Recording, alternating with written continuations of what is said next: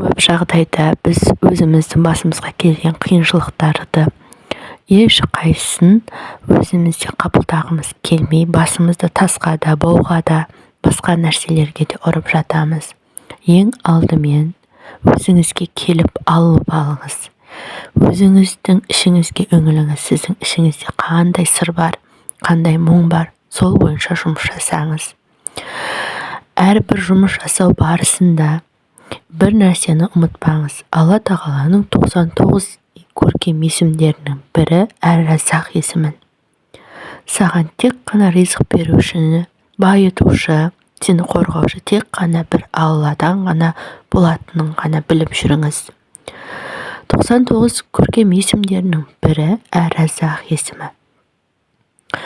Ризық беруші, тамақ беруші, алуан түрлі ризықтарды жаратады және сол ризықтарымен қоректендіріп, ризықтандырады. Мінекей Алла тағаланың 99 көркем есімдерінің ішінің өзінде бізді ризығымызды тек қана Алладан ғана сұрау керектігіміз ғана аян етіліп жазылған. Ендеше тек қана Алладан ғана сұрайтын пенделеріміздің қатарынан болайық.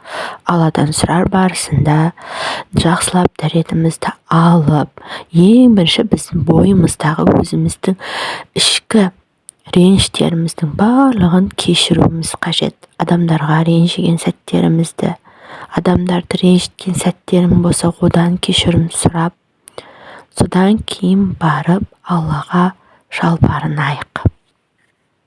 Ниеттеріңіз түзеу болсын. Алла тағаланың әрбір есімдерін жатқа білуші пенделердің қатарынан болыңыздар. Менің каналыма тіркеліп, лайк басып, қолдай өтіңіздер.